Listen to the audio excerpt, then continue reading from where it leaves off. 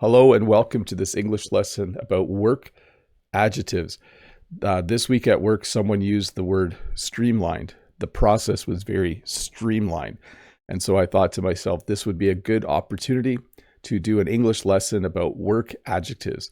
Adjectives you would use to describe things at work, whether you work in an office or a factory. In this lesson, we'll look at 25 adjectives that you would use at work, and I think you will enjoy this lesson. So once again, welcome to this English lesson about work adjectives.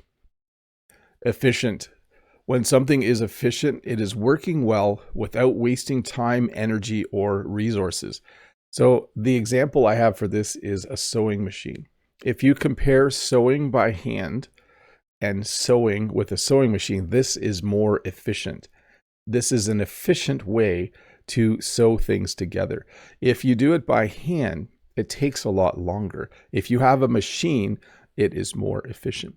We also use this to describe when things use less electricity or less gasoline. This car is very efficient. This motor, this electric motor, is very efficient, meaning it uses less electricity or power or gasoline, depending on the device that you are using. But efficient, working well, without wasting time, energy, or resources. You can also describe people as efficient.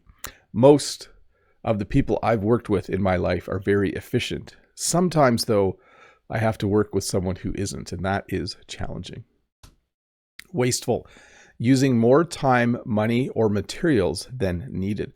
So when you are at work, if you are wasteful, it means you print out things too often and you use too much paper. It might mean if you work on a construction site that you have lots of leftover pieces because you didn't think about how you were cutting up the pieces of wood.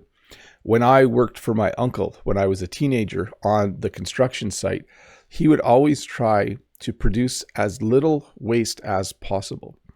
If we had a piece of wood and if he was going to cut that piece of wood, he would want to make sure he got one or more useful pieces out of the piece of wood or out of the section we were cutting off. So when you are wasteful, it means that you waste things. You are using more time, money, or materials than needed.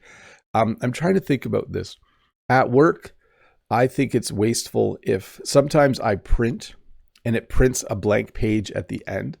And I think to myself, that was wasteful. I do put the paper back in again. But yeah, if you have you ever had that where your document has one extra page at the end? It is wasteful.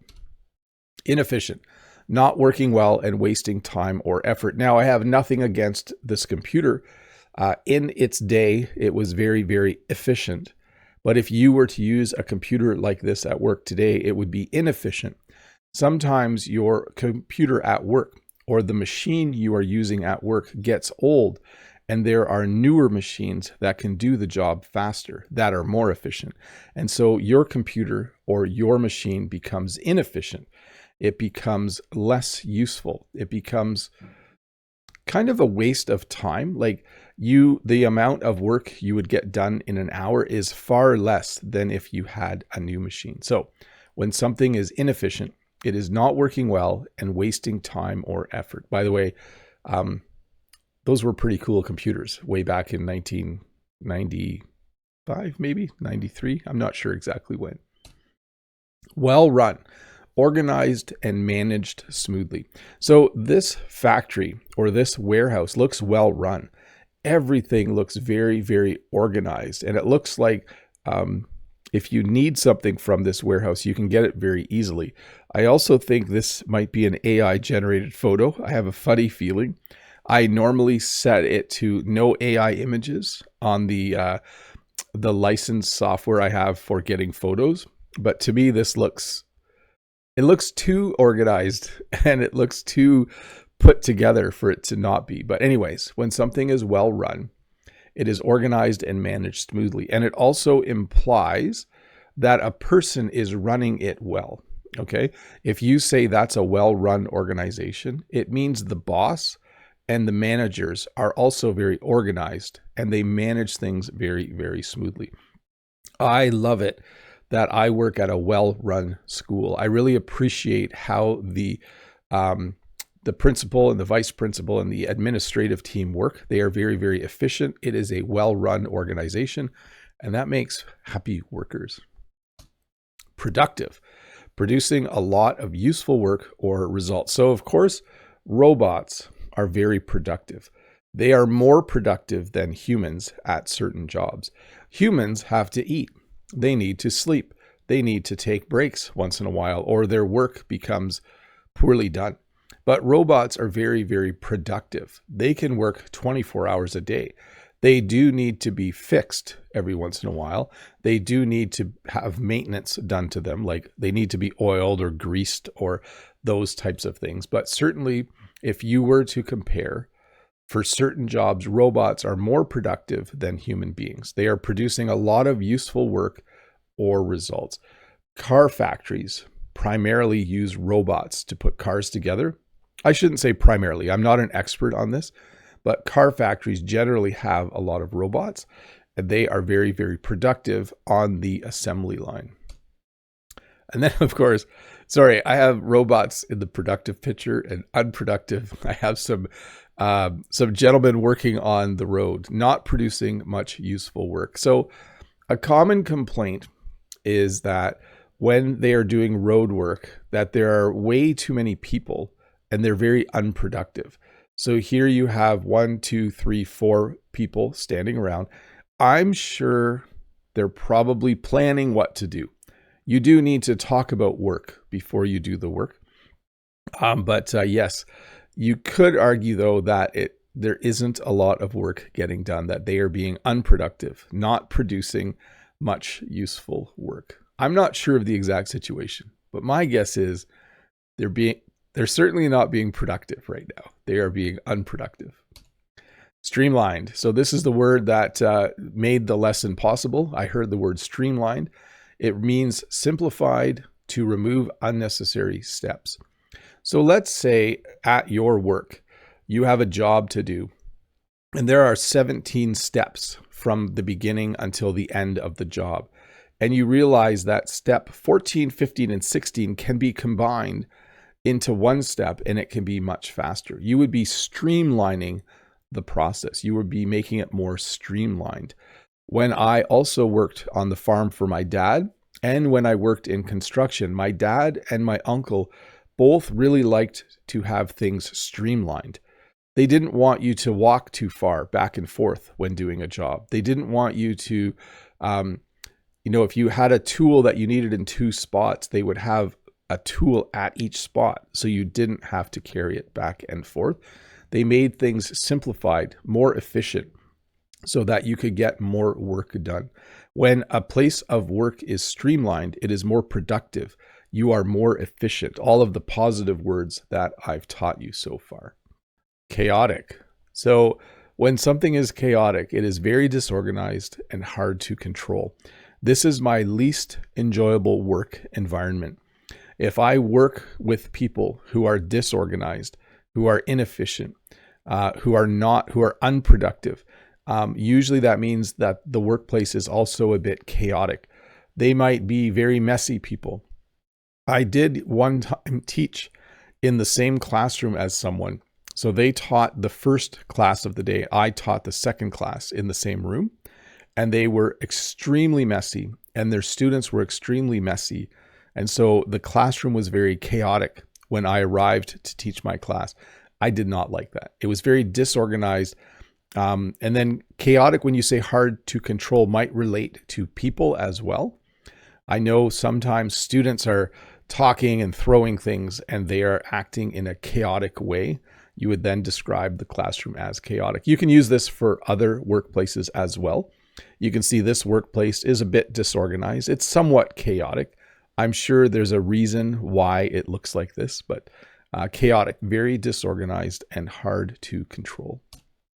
Poorly run, managed badly and not organized. So this again reflects on the boss or the manager or your supervisor, the people who are deciding how the workplace goes every day, are not doing a good job. So you would say it is poorly run.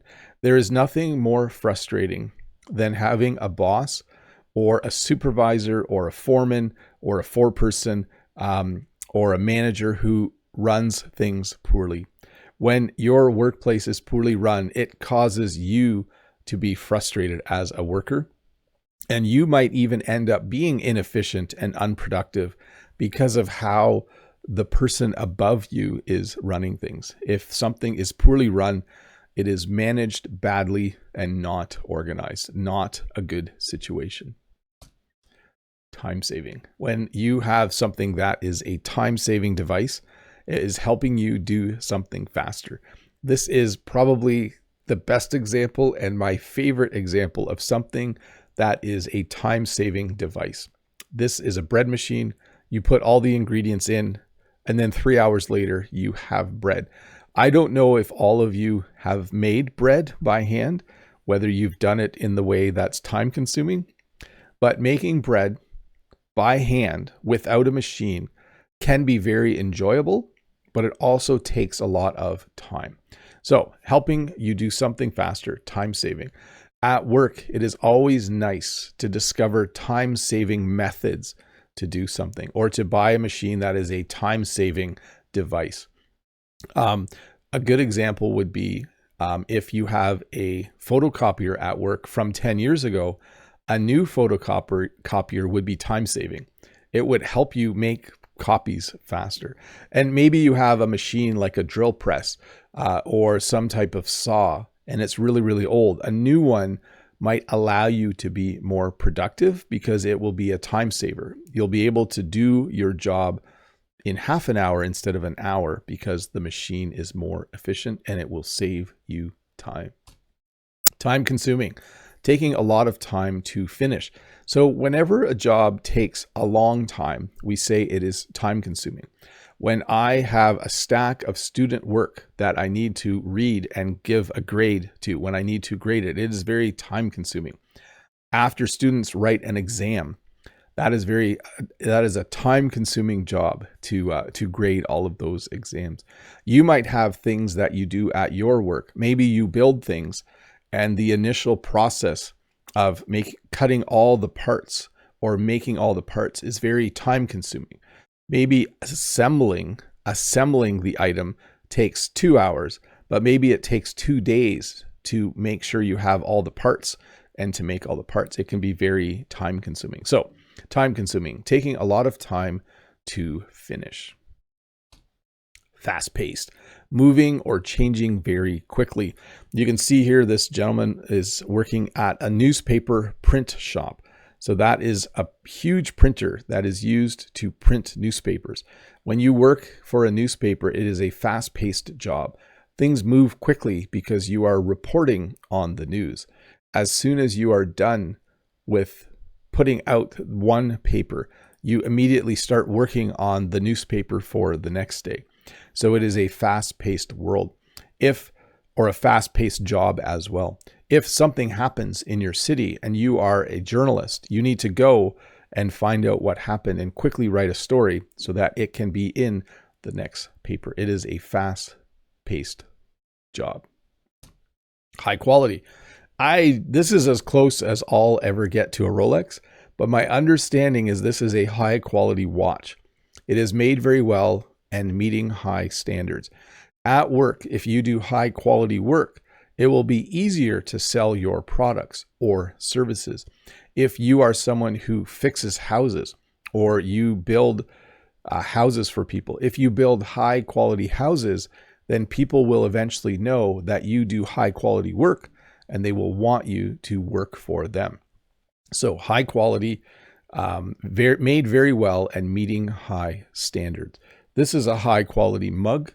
I really enjoy this mug. This was from Miroslav a few years ago. I think it's actually Jen's mug. Does it say, it says Jen the Canadian? Yes, on it. That was a very nice gift. A very high quality mug. No no chips in the mug, even though I have used it quite a bit. Precise, very exact and accurate. So this is a multimeter. This is for measuring voltage or amperage or resistance in ohms. This needs to be very exact and accurate. If your battery is putting out 12.8 volts, you want to know exactly that it's putting out 12.8. You don't want it to say 11 or 12. You want to see the decimal points. So when something is precise, it is very exact and accurate. And you can do precise work. If you were building furniture, like if you were building a couch, like my new couch here, you would want to make sure that everything is cut exactly and precisely so that it fits together. You want to be precise in the work that you do. You want the holes in the right spots. You want the boards or the wood to come together perfectly. You want to do precise work so that the finished product looks really, really good. So precise, very exact, and accurate. Let me just check where I am here. Moving along. Durable, strong, and able to last a long time. So this is a multi-tool. This is a Gerber multi-tool, one of the better types of multi-tools that you can get. When I was a tech support person, I had one of these. I bought it because it was durable. It doesn't break easily, strong and able to last a long time. This, by the way, is a set of pliers. It is a screwdriver. There's like a little saw and a little knife built in. It's kind of like a Swiss Army knife on steroids. I don't think I've ever taught that phrase before. Weightlifters can take steroids to make their muscles grow faster. And we use that phrase to talk about things as well, if they are better than the normal ones. Like a Swiss Army knife is a very nice pocket knife with blades. This is a Swiss Army knife on steroids. So it is a pair of pliers, a saw, there's probably an awl, which you use for poking holes in things, et cetera, et cetera. But it's made, I'm pretty sure it's a Gerber. It's very durable, strong, and able to last a long time. Defective. This is kind of the opposite, having a problem and not working properly. So this tire to me is flat, but it also looks somewhat new. So if this happened to me, I might think the tire is defective. Let's say I bought a brand new set of tires for my car, and when I got home from the garage, this happened. I don't think I would think I drove over a nail or something. I think I would immediately think that new tire must be defective. It must have a problem and it's not working properly. And then I would call the garage and get my vehicle brought to the garage so they could fix it. It's not very nice when you buy something that is defective right out of the box.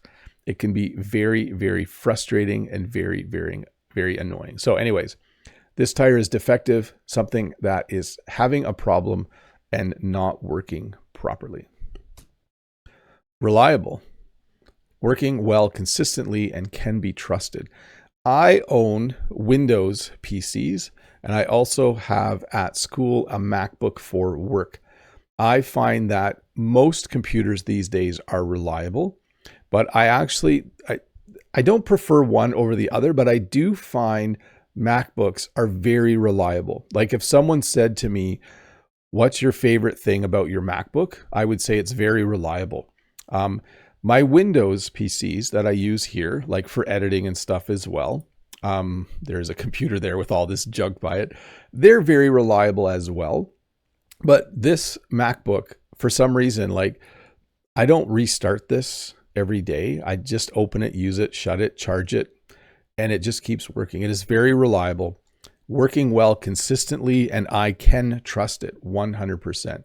It is a very trustworthy laptop to use. Labor intensive, requiring a lot of human effort. Now, you could have bought a machine or rented a machine to do this, and that would be more efficient.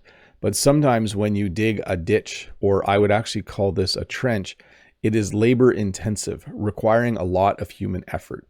It simply means you need to use your muscles to do the work, or you need to use your brain to do the work. There are a few things that I can think of on the farm that are labor intensive.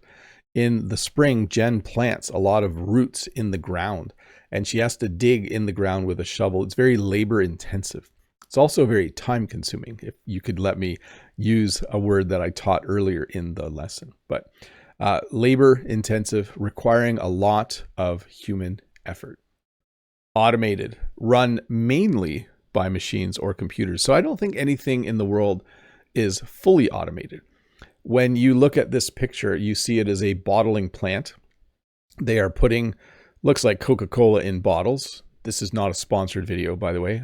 But you still have some people, but the majority of the process is automated. I think people are here just to make sure the machines are doing what they're supposed to do. So if there is a job that you do by hand, like let's say you fill the bottle, you put the cap on and you go like this. If you then start to use a machine to do it, we would say it is now automated. They have automated the process so that it can be done by a machine. And by the way, I don't know when to say process or process, because in Canada we use both pronunciations. So you can automate the process or you can automate the process. I blame my British and American cousins for Canadians sometimes not knowing when to use which pronunciation. Understaffed, not having enough workers. So when I have been, at the times when I've been in a hospital for whatever reason, I have noticed sometimes that there aren't enough nurses and doctors. It is understaffed. So they're, in my opinion, when I watch how much work they have to do, I feel like they are understaffed. I feel like they do not have enough workers for the jobs that need to be done. So understaffed, not having enough workers. At my school, we are not understaffed. We have exactly, in my opinion, the right number of teachers and teacher aides for the number of students we have. But if we suddenly had 5 teachers quit, we would be understaffed because we wouldn't have enough teachers for the number of classrooms. So understaffed, not having enough workers.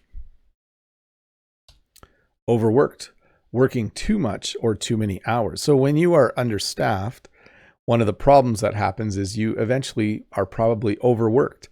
You end up working too much or too many hours. I also noticed this in our healthcare system. We have a great healthcare system in Canada. I am not saying it's a bad healthcare system, but I do, when I see it, when I observe it, and I use my brain because I like things to be efficient and streamlined and well run and productive. And I don't like it when it's poorly run and chaotic and they're doing things that are time consuming and it's inefficient and wasteful. I think, we just need to spend a bit more money and get a few more people, a few more doctors, a few more nurses, and people would be, then it wouldn't be understaffed and people wouldn't be overworked. Safe, not dangerous. So you can use this word to describe the workplace. Is your workplace safe? If you work in a factory, are there guardrails? Does everyone wear eye protection and a hard hat and a safety vest? Is it safe? Or, of course, is it dangerous or hazardous? So my workplace, by its very nature, is quite safe. Some schools are a little more dangerous, depending on, I don't want to make too many comments, but there are a variety of schools. Most are very, very safe.